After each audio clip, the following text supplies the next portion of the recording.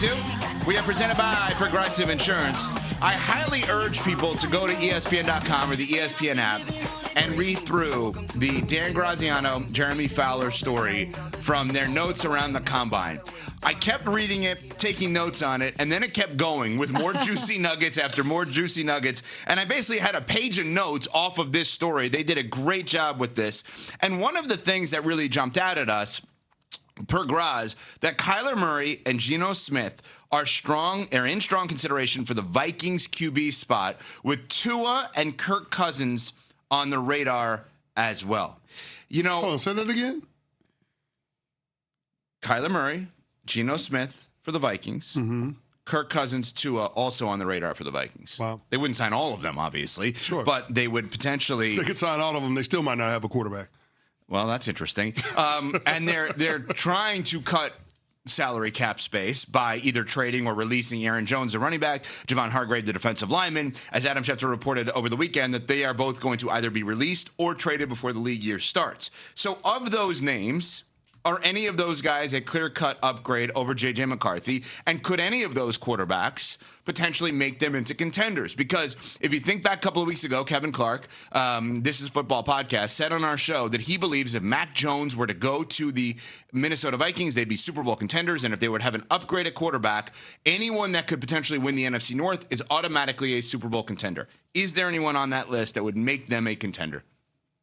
I mean, you asked the initial question of, are those guys considered upgrades over J.J. McCarthy? I think all of them are. Tua? By the letter of it. Well, I think they're telling you he is. They've all guided teams to the postseason, every single one of them, even Geno Smith. Mm-hmm. So by the letter of the law, they're better quarterbacks because they've taken their team to the postseason. Now, what they are now versus what they were when those seasons happened, that's a debate. That's a conversation that you could have. But I think the importance for the Minnesota Vikings here is to bring in somebody that does have some level of cachet, some level of credibility when it comes to playing the quarterback position. So the rest of your locker room can have confidence that if J.J. McCarthy doesn't develop properly this offseason, that there is somebody that they can pivot to that still allows them to aspire to being a team that can contend for a division title and be in the playoffs. Yeah, remember how the Dolphins said everything was on the table when it comes to what they do with Tua moving forward? Mm-hmm. Doesn't it kind of feel like that same logic applies with the Vikings, that it feels like everything's on the table for them right now as they try to figure out this quarterback puzzle? And that tells me that they do not believe in J.J. McCarthy.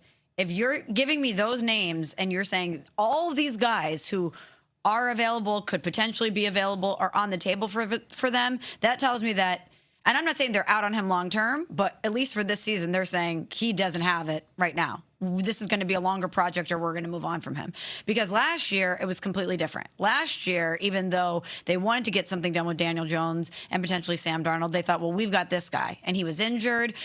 We invested in him from a draft perspective. And while he was injured, Kevin O'Connell spent extra time with him. He sat in on all the meetings. They felt like from an organizational standpoint that he had done enough of the work where it could be okay, and it was not. It was bad. 57.6% completion percentage, 11 touchdowns, 12 interceptions. It wasn't great, and he sustained injuries again. So the fact that they are going out there and thinking that a lot of these guys that could potentially be available could be an upgrade from him tells me a lot about how they're currently viewing him. So sit back for a second and think about this. Of the quarterback situations that have 17 games available to them, the teams that would have 17 games available to a new starting quarterback next year of gettable guys, is this the best option? Is this the closest to a Super Bowl option?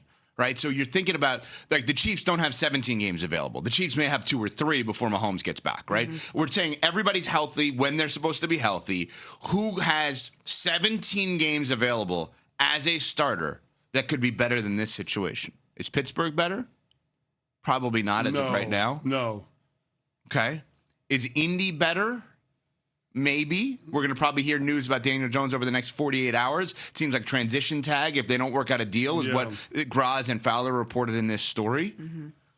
This is why I think you're onto something here. This is why we keep talking about the Vikings QB situation, because of the teams that may have listed on ZipRecruiter 17 games available to be a starting quarterback, this is the one where you can make up in your head, maybe, possibly, this thing breaks here, because you love the coach. Everybody loves O'Connell. You look at the defense, you're like, wait, They have Brian Flores. Brian Flores is still there. Yeah, he's still there. I mean, Justin Jefferson. They have an elite Hall of Fame level guy to throw the football to. Solid offensive line. Yeah. They got the pieces.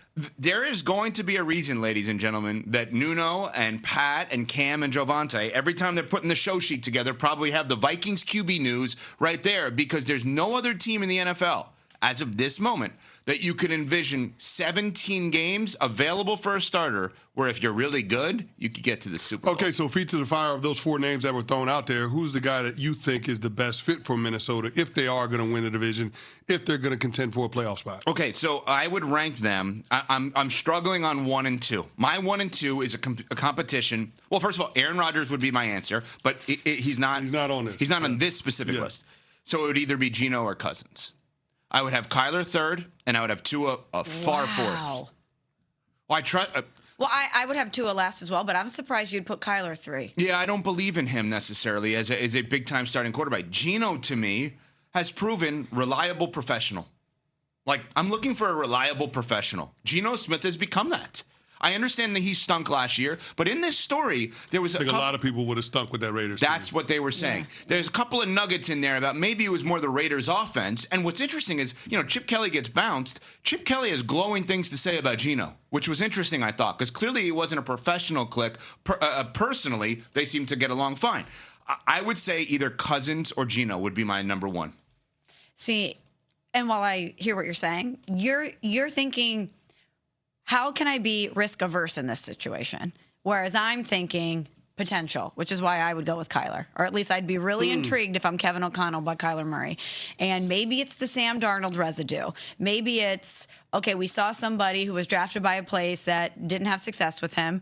This person in Sam Darnold had that narrative of seeing ghosts, just like Kyler Murray has that narrative around him of the independent study clause, maybe not being as focused.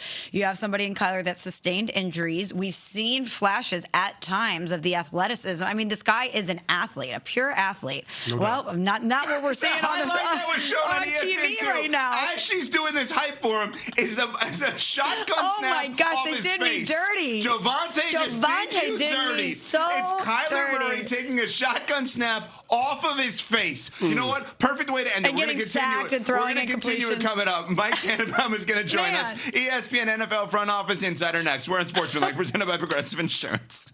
The 2026 NFL Draft. With the first pick. Live from the North Shore of Pittsburgh, Pennsylvania. I've been praying for this moment since I was 6. It all begins with round 1. I would ask for so much money that I had to put me on layaway.